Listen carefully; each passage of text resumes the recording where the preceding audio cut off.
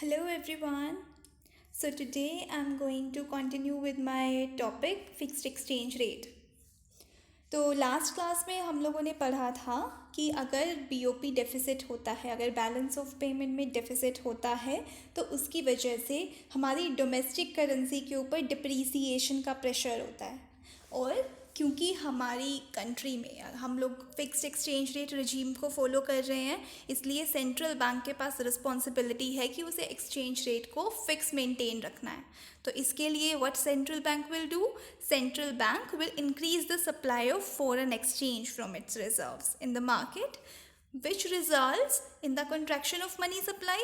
जब central bank market में foreign exchange या फ़ॉरेन करेंसी की सप्लाई इंक्रीज करेगा तो उसके बदले में मनी की सप्लाई को मनी को एब्जॉर्ब करेगा, यानी कि डोमेस्टिक करेंसी को एब्जॉर्ब करेगा, जिसकी वजह से मार्केट में मनी की सप्लाई रिड्यूस हो जाएगी। ठीक है। और जब मार्केट जब मार्केट में से मनी की सप्लाई कम हो गई तो हमने पढ़ा था कि जो हमारी एग्रीगेट डिमांड है that will be reduced, price will be reduced. Price कम हो गया है, हमारे कंट्री के गुड्स सस्ते हो गए हैं, इसलिए हमारी कंट्री की कॉम्पिटिटिवनेस इंक्रीज होगी। और क्योंकि हमारी कंट्री की कॉम्पिटिटिवनेस इंक्रीज हुई है इसलिए हमारी कंट्री के एक्सपोर्ट्स इंक्रीज हो जाएंगे। सो दिस इज़ द प्रोसीजर। तो मनी सप्लाई रिड्यूस हुई, उसके अलावा फ़ॉरेन एक्सचेंज जो था हमारी कंट्री का, फ़ॉरेन रिजर्व्स मार्केट में वो इंक्रीज़ हुए थे और इसकी वजह से क्या हुआ था, हमारा एक्सचेंज रेट फिक्स्ड हो गया था। जो बर्डन था हमारी इकोनॉमी के ऊपर एक्सचेंज रेट के ऊपर डिप्रीसिएशन का, because of what, because of BOP deficit that has been removed. ठीक है। तो बीओपी डेफिसिट की वजह से एक्सचेंज रेट के ऊपर जो प्रेशर था डिप्रीसिएशन का वो हट गया है, but the only thing that has happened is money की सप्लाई इंक्रीज फॉल हो गई है, और मनी की सप्लाई फॉल होने की वजह से हमारी कंट्री के एक्सपोर्ट्स इंक्रीज हो गए हैं। This is something that has happened in the fixed exchange rate regime. Fine. Now the thing is कि हमने एक एस्पेक्ट पढ़ा, हम लोगों ने देखा कि अगर बैलेंस ऑफ पेमेंट में अगर किसी भी तरीके का इम्बैलेंस होता है तो उसकी वजह से हमारी जो कंट्री की एक्सचेंज रेट है, हमारी जो करेंसी है, किसी और करेंसी के रिस्पेक्ट में जो रेट है, एक्सचेंज रेट है, दैट चेंजेस। द प्रेशर, जो प्रेशर होता है एक्सचेंज रेट के ऊपर वो बनता है डिप्रीसिएशन का या एप्रीसिएशन का, जिसकी वजह से सेंट्रल बैंक इंटरवीन करती है। ठीक है। तो ये पहले एक केस था बैलेंस ऑफ पेमेंट में imbalance, but balance of payment के अलावा और भी चीज़ें हो सकती हैं जिसकी वजह से हमारा जो एक्सचेंज रेट है उसके ऊपर एप्रीसिएशन या डिप्रीसिएशन का प्रेशर बने। ठीक है। जैसे जो नॉर्मल पॉलिसीज़ होती हैं जो गवर्नमेंट अडॉप्ट करती है या किसी भी इकोनॉमी के अंदर जो किसी भी मतलब उस इकोनॉमी की ग्रोथ के लिए गवर्नमेंट या बैंक कोई भी पॉलिसीज़ लाता है वो भी हमारी एक्सचेंज रेट को इन्फ्लुएंस करती है, जैसे फिस्कल पॉलिसीज़ हो गई, मॉनेटरी पॉलिसी हो गई। तो इस तरीके की पॉलिसी भी एक्सचेंज रेट को इन्फ्लुएंस करती है। Now the question is how, किस तरीके से। हमने बैलेंस ऑफ पेमेंट का देखा पूरा प्रोसीजर, अब ये फिस्कल पॉलिसी और मॉनेटरी पॉलिसी किस तरीके से हमारी कंट्री के एक्सचेंज रेट को अफेक्ट करती है ये अब हम लोग देखते हैं। तो नाउ द क्वेश्चन इज, ये जो क्वेश्चन है कि किस तरीके से ये पॉलिसीज़ अफेक्ट करेंगी, ये आंसर किया जाता है मुंडेल फ्लेमिंग मॉडल के द्वारा। रॉबर्ट मुंडेल और मार्कस फ्लेमिंग, ये दो इकोनॉमिस्ट हैं, बहुत रिनोन्ड इकोनॉमिस्ट रहे। इन्होंने एक मॉडल डेवलप किया और जिनकी हेल्प से इन्होंने देखा कि फिस्कल पॉलिसी और मॉनेटरी पॉलिसी किस तरीके से एक्सचेंज रेट को अफेक्ट करती है और क्या कौन सी पॉलिसी बेटर होती है। ठीक है। अलग अलग सिनेरियो में, जैसे अगर फिक्स्ड एक्सचेंज रेट है तो उसमें कौन सी पॉलिसी बेटर होगी for the GDP growth of an economy, और अगर फ्लेक्सिबल एक्सचेंज रेट रिजीम है तो उसमें कौन सी पॉलिसी बेटर होगी इन द इकोनॉमी। तो ये कुछ चीज़ें थी जो मुंडेल फ्लेमिंग मॉडल में दी। अब मुंडेल फ्लेमिंग मॉडल के अंदर कुछ अजम्पशंस हैं। इन इकोनॉमिस्ट ने अपने मॉडल को एक्सप्लेन करने के लिए कुछ सिंप्लीफिकेशंस या कुछ अजम्पशंस ली थी। तो पहली assumption, so we are talking about Mundell Fleming model. तो जो पहली अजम्पशन है इस मॉडल में वो है कि हम शॉर्ट ओपन इकोनॉमीज़ की बात कर रहे हैं, स्मॉल ओपन इकोनॉमीज़ की बात कर रहे हैं। ठीक है, हमारी जो इकोनॉमीज़ हैं बहुत ही स्मॉल हैं, यानी कि they are incapable of influencing the world interest rate. ठीक है, हमारी इकोनॉमी का साइज़ इतना ज़्यादा नहीं है कि वो जो वर्ल्ड के अंदर जो इंटरेस्ट रेट है या वर्ल्ड की जो पॉलिसीज़ हैं उन्हें अफेक्ट कर सके। सो this is the first assumption of the Mundell-Fleming model.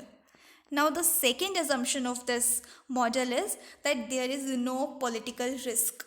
किसी भी तरीके का पॉलिटिकल रिस्क नहीं है ये हमारी इकोनॉमी के अंदर, या वर्ल्ड में किसी भी तरीके का पॉलिटिकल रिस्क नहीं है। एक कंट्री के जो इन्वेस्टर है वो किसी भी कंट्री में बहुत इजीली इन्वेस्ट कर सकते हैं, किसी भी तरीके का पॉलिटिकल रिस्क नहीं है। Now the third assumption is short run. हम लोग शॉर्ट रन की बात कर रहे हैं। Okay, so the third assumption is short run. This is a short run model. And the fourth assumption is there is perfect capital mobility. यानी कि हमारी कंट्री का पैसा बहुत ही ईजीली जो भी एक्सचेंज रेट डिटरमाइंड है उस पर ईजिली किसी और कंट्री में हम लोग इन्वेस्ट कर सकते हैं पैसे से। मतलब जो कैपिटल है, जो पूंजी है, एक कंट्री से दूसरी कंट्री में ईजिली आ जा सकती है। तो there is perfect capital mobility. So these are the four assumptions of the Mundell-Fleming model. अब ये परफेक्ट कैपिटल मोबिलिटी से हम लोग क्या समझते हैं? परफेक्ट कैपिटल मोबिलिटी का मतलब ये है कि मैंने जैसे आपको बताया एक कंट्री से दूसरी कंट्री में बहुत ही ईजीली पैसा आ जा सकता है। अब क्योंकि पैसा बहुत ईजीली ट्रांसफरेबल है, बहुत ही ईजीली मोबिल है एक कंट्री से दूसरी कंट्री में, तो ऐसे में एक इन्वेस्टर क्या चाहेगा? एक इन्वेस्टर सोचेगा कि मेरे पास जो पैसा है मैं उसको ऐसे एसेट में इन्वेस्ट करूं जहां से मुझे ज़्यादा से ज़्यादा रिटर्न मिले। क्योंकि एक कंट्री से दूसरी कंट्री में पैसा बहुत ही ईजिली ट्रांसफ़र कर सकती हूँ, बहुत ही ईजिली इन्वेस्ट कर सकती हूँ, तो मैं सोचूंगी कि कौन सी कंट्री से मुझे सबसे ज़्यादा रिटर्न्स मिलेंगे, मैं उस कंट्री में इन्वेस्ट करूँगी। तो ऐसी सिचुएशन में क्या होगा, अगर हम लोगों को इक्विलिब्रियम स्टेज पर पहुँचना है तो सभी कंट्रीज़ सेम इंटरेस्ट रेट रखेंगे ताकि जो कैपिटल मोबिलिटी है उसमें बहुत ज़्यादा फ्लक्चुएशंस ना हो। हम लोग जानते हैं कि अगर किसी एक कंट्री का इंटरेस्ट रेट दूसरी कंट्री के इंटरेस्ट रेट से ज़्यादा होगा तो जो भी इन्वेस्टर होगा वो सारा उस कंट्री में इन्वेस्ट करेंगे पैसा जिसका इंटरेस्ट रेट ज़्यादा है। तो इसकी वजह से क्या होगा, क्योंकि इस कंट्री के अंदर बहुत ज़्यादा इन्फ्लो हो रहा है कैपिटल का, तो इसकी वजह से क्या होगा, इंटरेस्ट रेट विल फॉल। और कितना इंटरेस्ट रेट फॉल करेगा, जब तक वो वापस से फॉरेन कंट्री के इंटरेस्ट या फिर वर्ल्ड के इंटरेस्ट रेट के बराबर नहीं आ जाता। So what is the equilibrium here? अब परफेक्ट कैपिटल मोबिलिटी की जो हम बात कर रहे हैं वो क्या बता रहा है कि जो इंटरेस्ट रेट है किसी भी कंट्री का, that should be equal to the foreign interest rate और the world interest rate. So this is the meaning of assumption fourth, that is perfect capital mobility. Now this perfect capital mobility is doing what? It is forcing the rate of return on assets to become equal everywhere. Fine, so this is a very important assumption of the perfect capital mobility. अब क्योंकि Mundell Fleming model में interest rate is determined by the world interest rate, तो इसलिए ये model दो चीज़ों पे focus करता है। सबसे पहला कि जो एक्सचेंज रेट है इकोनॉमी के अंदर वो क्या रोल प्ले करता है in the determination of national income in short run में एक्सचेंज रेट का क्या रोल होता है नेशनल इनकम डिटर्मिनेशन में। So this is the first role of this is the first thing on which Mundell Fleming model focuses on, and the second thing on which Mundell-Fleming model focuses on is the behavior of economy depends on the type of regime. यानी कि एक economy क्या किस तरीके से behave करेगी, fiscal policy ज़्यादा effective होगी या मॉनेटरी पॉलिसी ज़्यादा इफ़ेक्टिव होगी, वो डिपेंड करेगा कि किस तरीके की regime उस इकोनॉमी में फॉलो की जा रही है, whether it is a fixed exchange rate regime और whether it is a flexible exchange rate regime। तो ये दो चीज़ें हैं जिसके ऊपर हमारा मुंडेल फ्लेमिंग मॉडल फोकस करता है। Now let us take the fixed exchange rate regime first. हम लोग सबसे पहले फिक्स्ड एक्सचेंज रेट regime में मुंडेल फ्लेमिंग मॉडल क्या बोलता है वो देखते हैं. तो मुंडेल और फ्लेमिंग ने अपने मॉडल को एक्सप्लेन करने के लिए ISLM मॉडल को यूज़ किया with some extension.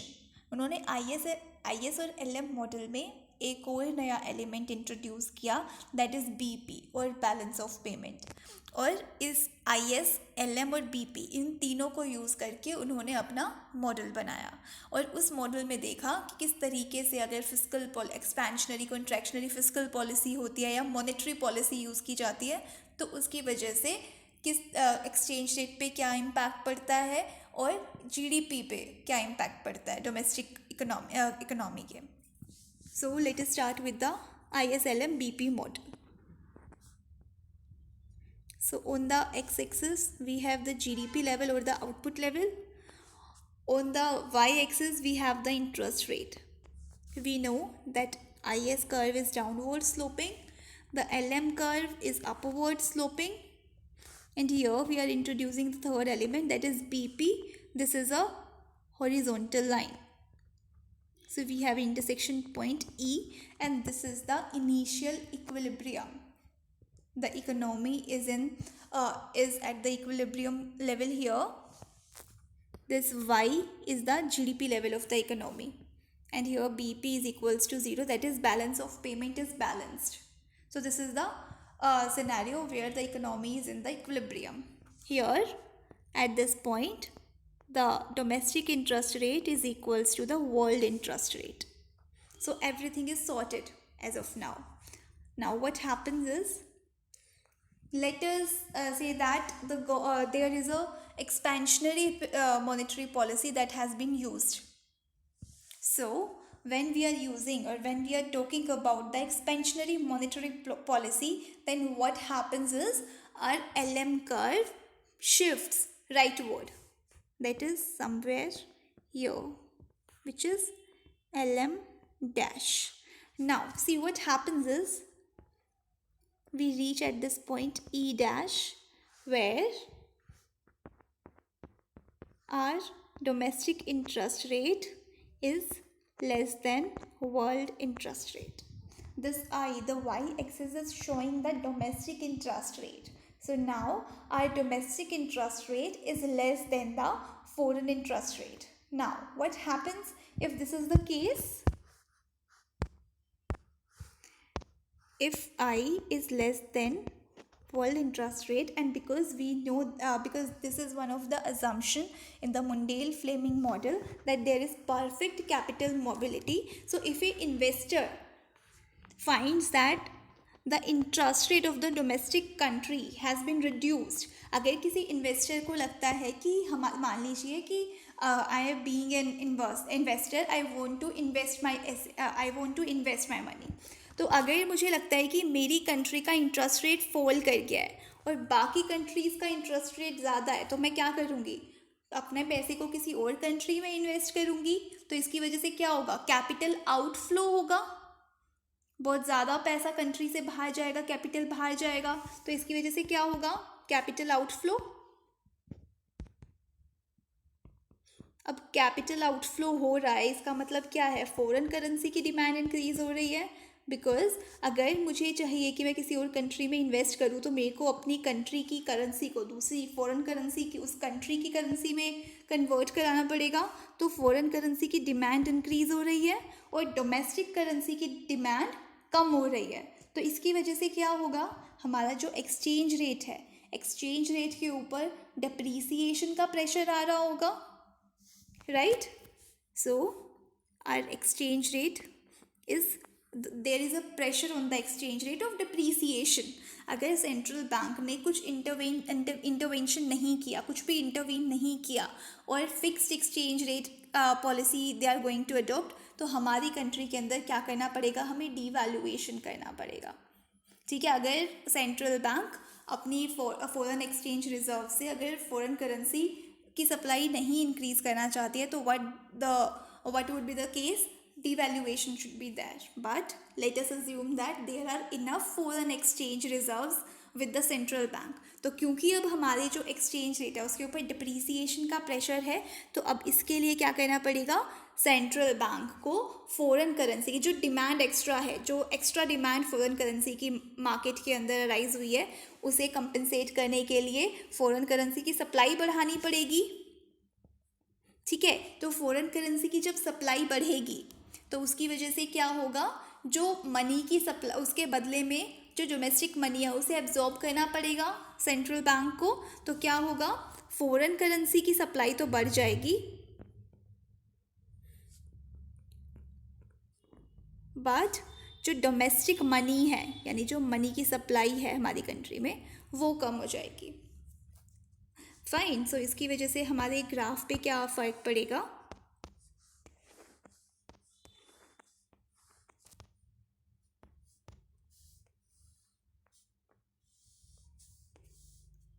we were somewhere here।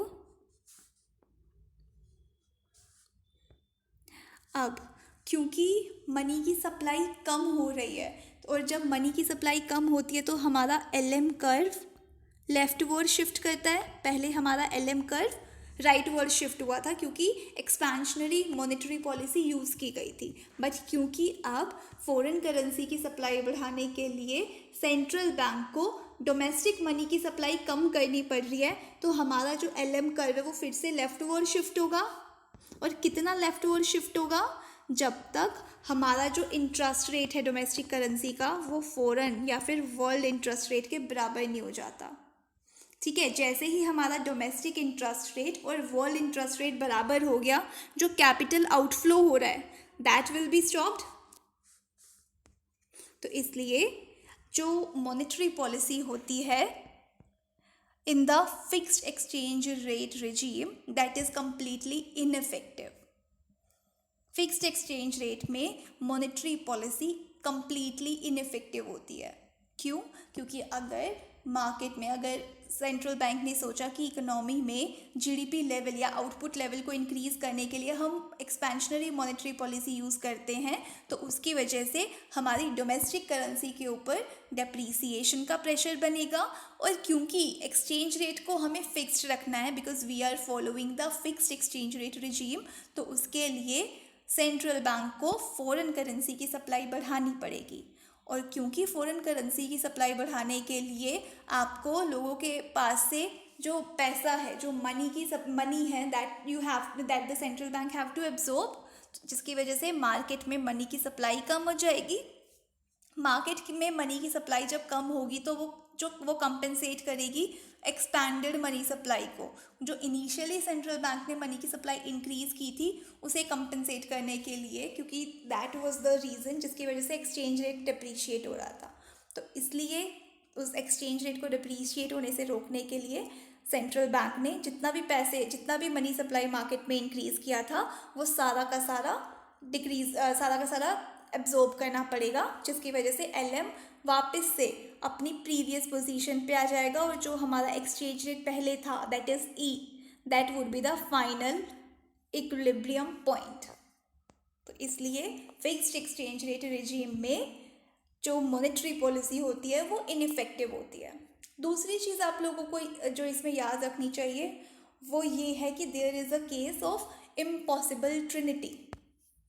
एक इम्पॉसिबल ट्रिनिटी करके कॉन्सेप्ट होता है जिसके अंदर ये बोला जाता है कि perfect capital mobility, fixed exchange rate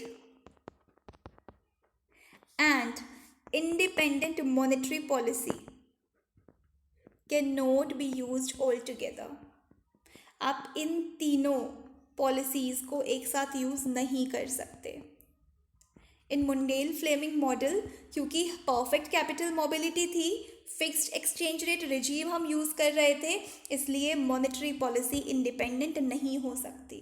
इसलिए मुंडेल फ्लेमिंग मॉडल में in the fixed exchange rate regime monetary policy is completely ineffective। Fine. So this is the case. This is one of the model of the Mundell-Fleming model in the fixed exchange rate regime। तो आज हमने बात की monetary policy effective होती है या नहीं होती है फिक्स्ड एक्सचेंज रेट रिजीम में। In the next video, we'll talk about the the effectiveness of the fiscal policy in the Mundale-Fleming model. So thank you so much and have a safe day.